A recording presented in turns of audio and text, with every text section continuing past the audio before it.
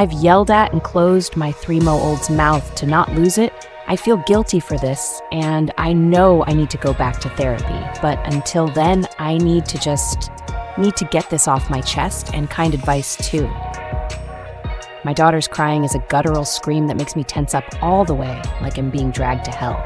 Multiple times, I've yelled or raised my voice towards her or at her in the midst of this because I feel like I'm actually going to explode. I have scary, intrusive thoughts I know I won't do, but the PPD makes me feel like I'm stuck for life, like she's only 3 months and I'm losing it, and I don't know if I really will get better. I was so happy before having her, and now I feel like her existence will drain everything out of me, even though I did want her. Her dad left us when I was pregnant with her, and he was emotionally abusive as well. There weren't red flags in the beginning. I gave a sweet, nice guy a chance, only to find out he actually is a menace to many women, and I feel so stupid. He calls me names, rubs in my face, I don't have what he has materialistically, and just overall, a mean person. I wish I didn't have breaking points so I can be everything to my baby. I kept her because once I heard the heartbeat at about 8 weeks, I knew in my heart she was meant to exist and we were meant to be together. But PPD has been ruining it for me. I feel bad for my daughter for having a depressed mom.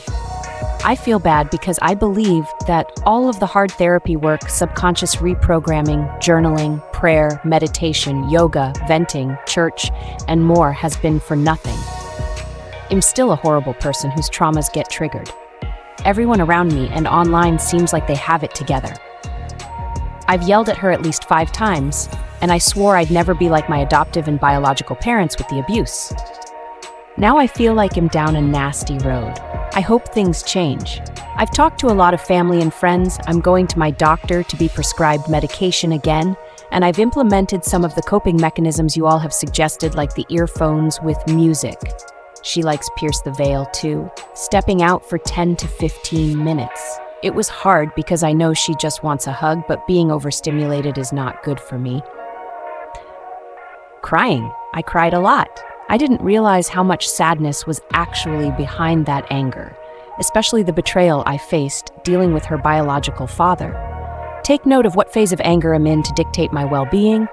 A daycare tour is set and talking it out. Never would I have expected this to blow up the way that it did, but I'm glad it did. Before I was pregnant, I was a completely different person. The one to advocate for children's safety and care, but it all changed when I gave birth and had a traumatic stay due to preeclampsia. As lovely as the hospital staff were to me and my family.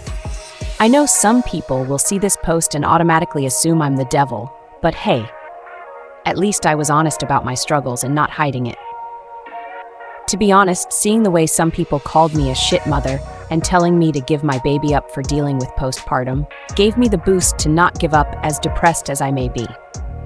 Call it pride or ego, IDC.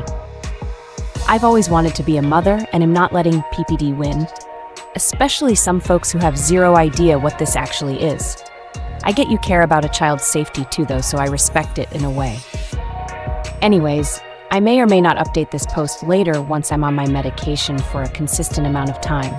But I hope this post gives everyone who has dealt with PPD, either firsthand or witness or even heard of it, to reach out for help and reach out to help others as well. This is real life and shouldn't be a taboo topic. The more shame is thrown at people like me, the less likely they will receive help. And that is very true all across the board for any problems in life.